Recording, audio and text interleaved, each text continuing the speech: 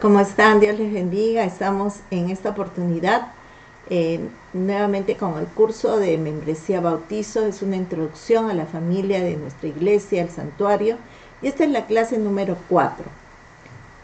Vamos a ver la declaración y principios de la iglesia apostólica y profética del santuario. Una vez que nosotros hemos tomado decisión del bautizo, estamos dando ese paso de obediencia, estamos reconociendo que Jesucristo es nuestro Señor, nuestro Salvador.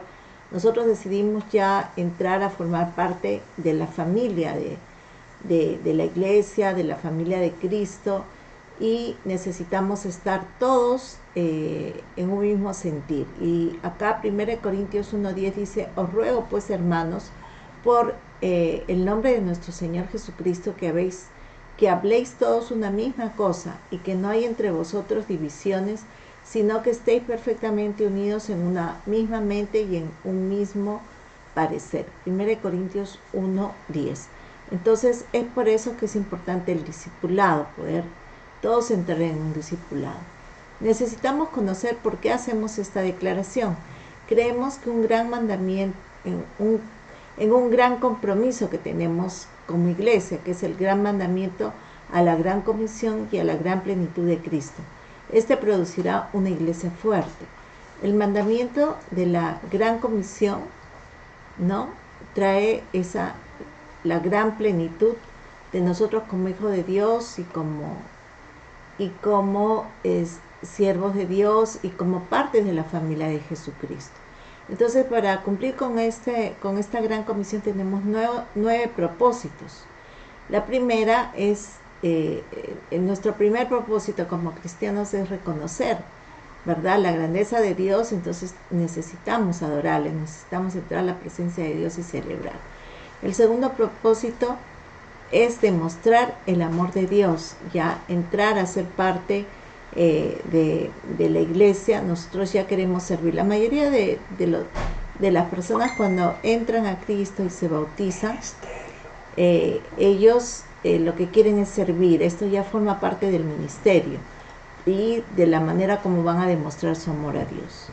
Lo tercero es reflejar la santidad de Cristo. Esto es la santidad, ¿no?, que necesitamos. Si nosotros decimos que somos cristianos, necesitamos vivir coherentemente con lo que estamos diciendo, y necesitamos dejar que el Señor nos santifique en todo, porque ya empezamos nosotros a dar testimonio de lo que significa Jesús en nuestra vida. Cuarto, ir donde Dios nos envíe. Este es el envío. Esto es cuando ya el Señor nos santifica. Recuerdan el pasaje de Isaías capítulo 6, donde el ángel del Señor viene y le pone el carbón encendido en la boca de Isaías. Inmediatamente Isaías dice, el Señor pregunta: ¿a quién enviaré? Y él se siente listo y dice: ya, envíame a mí, Señor, yo iré, ¿no? Yo iré donde tú me envíes. Eso es cuando ya la persona se siente lista, santificada. Luego, comunicar la palabra de Dios, evangelismo. ¿Para qué vamos? ¿A dónde vamos? Estamos yendo a qué? A comunicar la palabra de Dios, llevando el evangelio, llevando las buenas nuevas de la victoria que Jesucristo ha tenido en la cruz del Calvario para nosotros y para la humanidad. Luego, cuidar a cada creyente. Ya nos volvemos pastores, ¿no? A veces de grupos pequeños, a veces ya tenemos la capacidad de cuidar un grupo más grande, pero ese propósito Dios lo pone en nuestro corazón: cuidar, llamar, velar por los unos por los otros.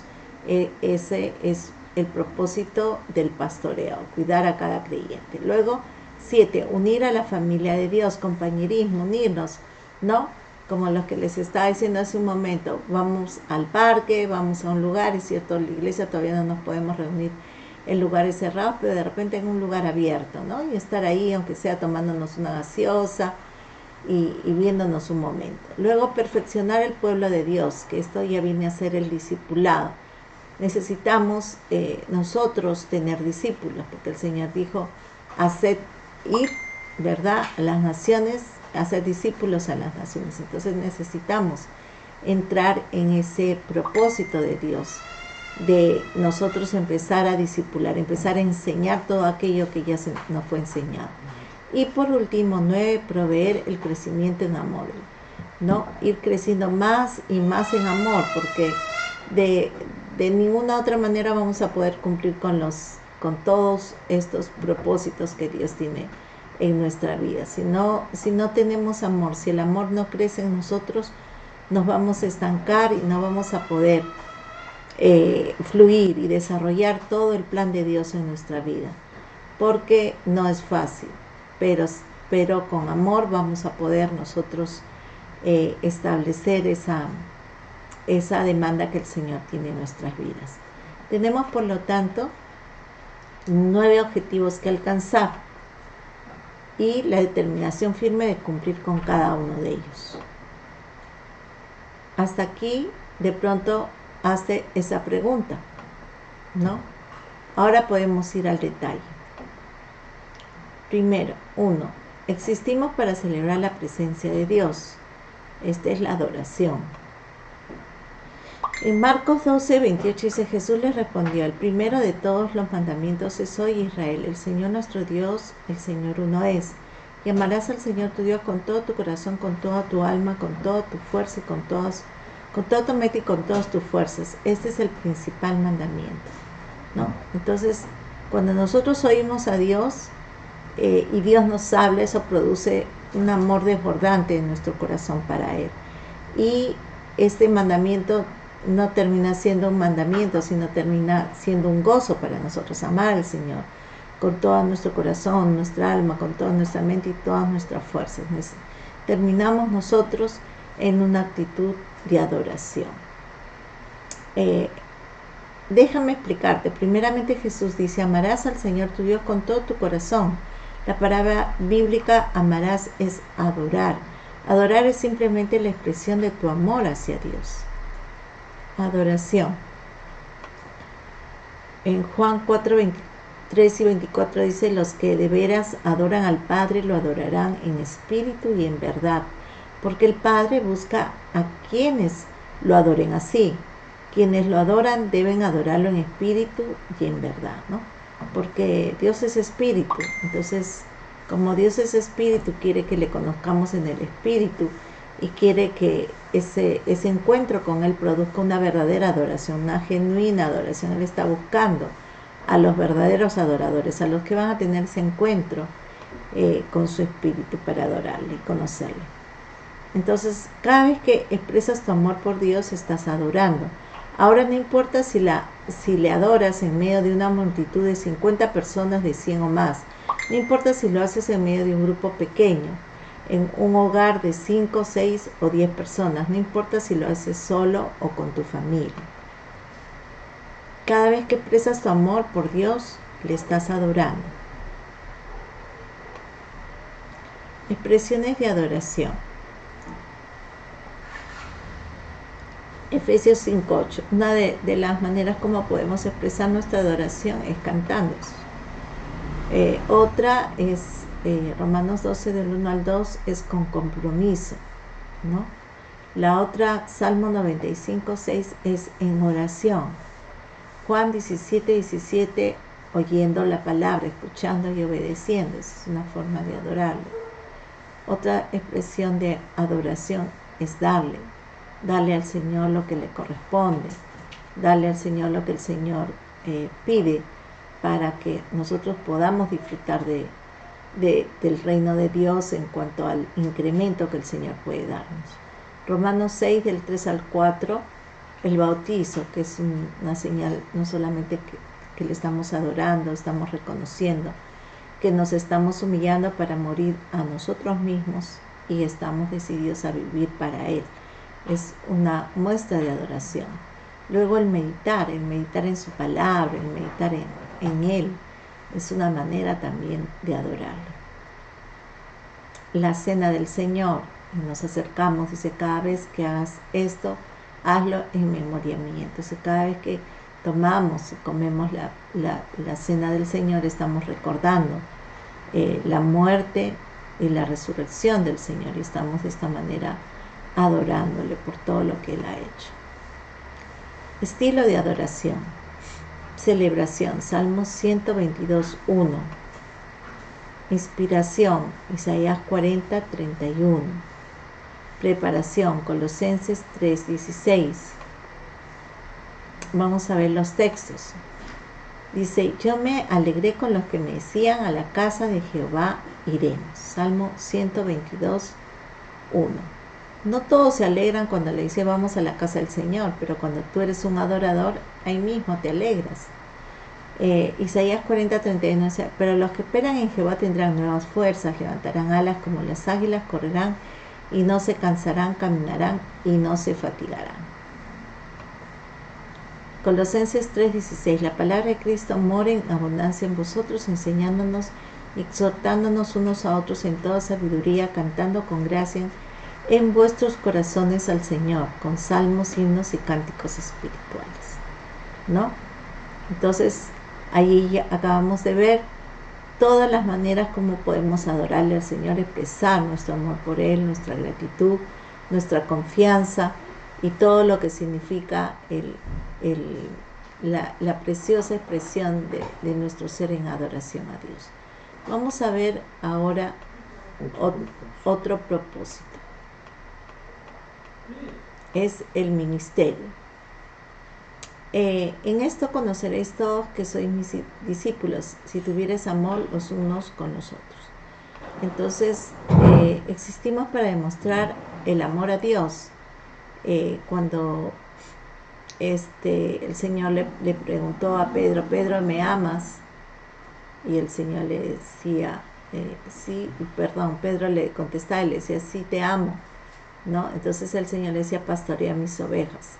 El Señor te introduce a servirle, te introduce a un ministerio. Ese es otro propósito.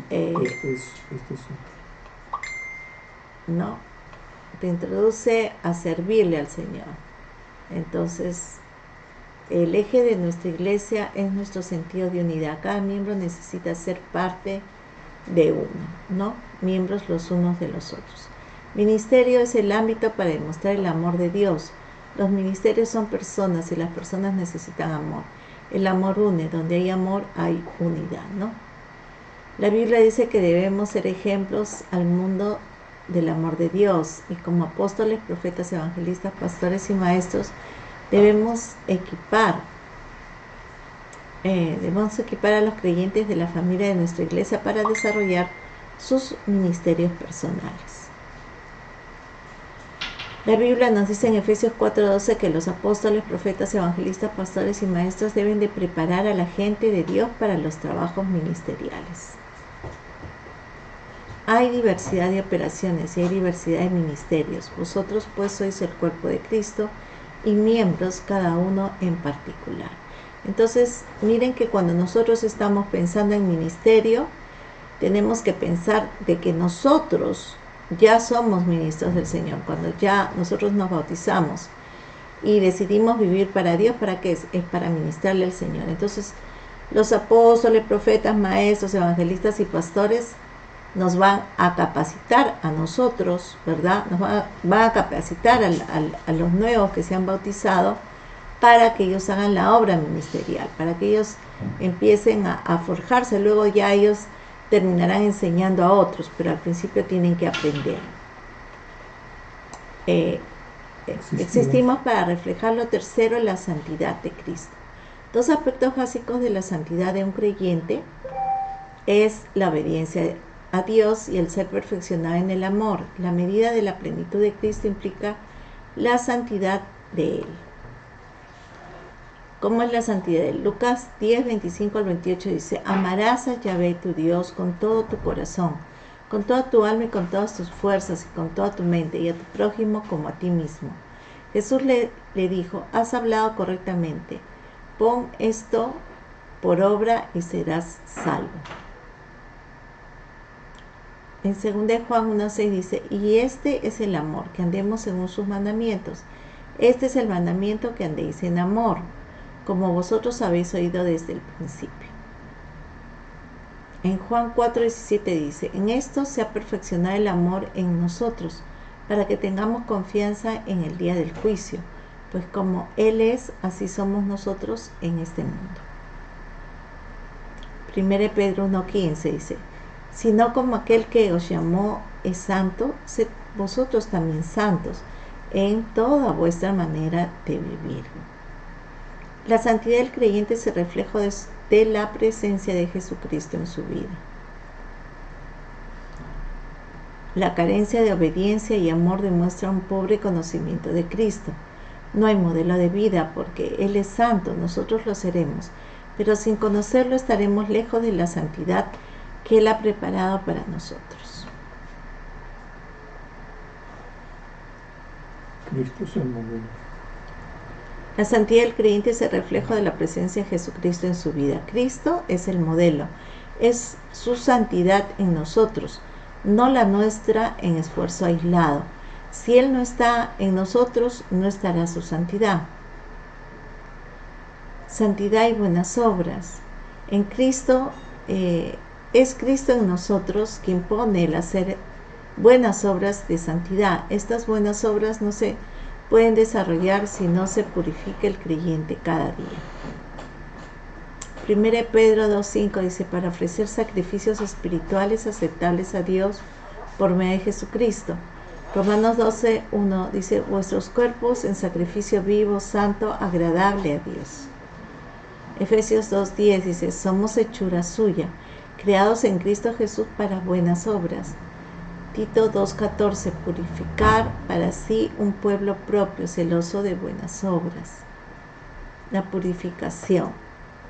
Cristo nos purifica por su obra perfecta de redención y lo hace en nuestro ser cuando recibimos la salvación. La palabra bautismo se traduce también purificación.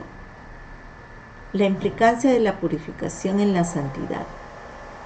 El bautizo que el Señor cumplió, el de Juan el Bautista, está relacionado con el ritual de la purificación de la ley mosaica.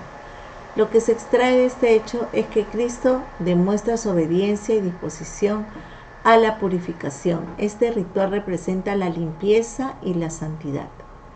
El hecho de que Juan el Bautista lo llevara a cabo en el río Jordán nos muestra que le enseñaba la purificación, limpieza del corazón. Es por ello que lo llaman bautizo de arrepentimiento. Marcos 1:4 dice, bautizaba, purificaba Juan en el desierto y predicaba el bautizo, la purificación de arrepentimiento para perdón de pecados. Colosenses 2, del 12 al 13 dice, sepultados con Él en el bautizo, que es la purificación, en la cual fuisteis también resucitados con Él mediante la fe en el poder de Dios, que le levantó de los muertos. Romanos 6, del 3 al 11.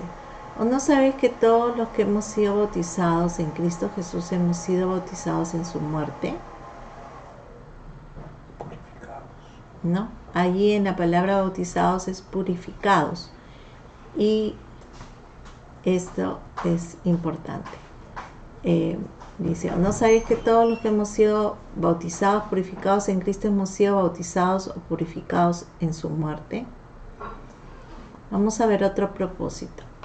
El envío. Existimos para ir donde Dios nos envíe. Dice, por tanto, id y haced discípulos a todas las naciones, bautizándolos en el nombre del Padre, del Hijo y del Espíritu Santo. Mateo 28:18.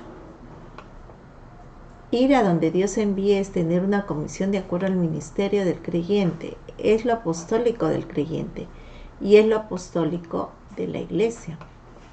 Id es el envío del Señor. Apóstol significa enviado. El envío es la comisión del enviado, es decir, la comisión apostólica. Las iglesias apostólicas necesitan entender sus comisiones. Las iglesias apostólicas son responsables de cumplir sus comisiones, ya que serán juzgados de acuerdo a esas comisiones. Id es un mandamiento de primer orden en la iglesia apostólica. Es la manera como trabajó el Señor en el discipulado de los 12 y de los 70. Es la forma en la que la iglesia apostólica continuamente funcionó. Cada envío era con propósitos particulares. La iglesia apostólica tendrá en consecuencia un continuo mover de enviados a propósitos particulares. Por ello, el creyente tiene una expectativa de su envío en su crecimiento en la iglesia. Y esto es todo bueno. Vamos a ver estos propósitos hasta aquí. Así que la próxima semana continuamos con los propósitos, los 9 propósitos de la iglesia. Espérate.